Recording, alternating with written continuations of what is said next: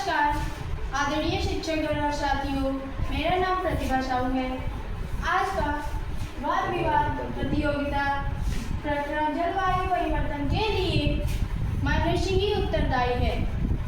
आज इस बात के पक्ष में मैं अपनी बात रखना चाहती हूँ।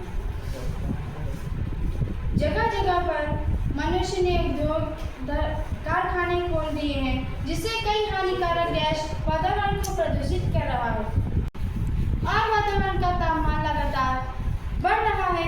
ग्रीन हाउस प्रभाव मनुष्य द्वारा किए गए प्रदूषण का ही तो परिणाम है। वनों की अंधाधुंध कटाई होती जा रही है। फसल, बाढ़, भूस्खलन, सूखा आदि का समस्या आ रही है। जंगली जानवरों का जीवन प्रभावित हो रहा है। मैं आपसे ये प्रश्न पूछना चाहती हूँ कि क्या अब आप कहीं घने जंगल देख पा रहे हैं? क्या इसके लिए मनुष्य उत्तरदायी नहीं है?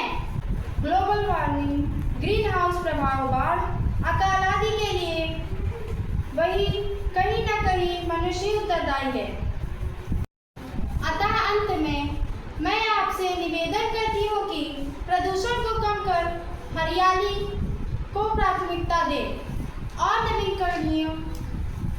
ऊर्जा के नवीकरणीय स्रोत को अपनाएं, अन्यथा जल्द ही हमारा जीवन घोर अंधकारमय युग की तरफ चला जाएगा।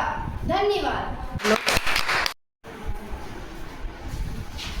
सभी को नमस्कार। मैं नैतिक निर्मल वाद विवाद प्रतियोगिता में जलवायु परिवर्तन केवल मनुष्य की गतिविधियों का परिणाम है। मैं आपके पक्ष में अपनी बात रखना चाहता हूँ। पृथ्वी का जलवायु हजार साल से बदलता आ रहा है। क्या इसमें मानव का कोई योगदान है? मैं आपसे पूछता हूँ, क्या मनुष्य चाहे तो ऋतुओं को बदल सकते हैं या आने से रोक सकते हैं? मनुष्य जलवायु को अपने हाथ में नहीं ले सकता।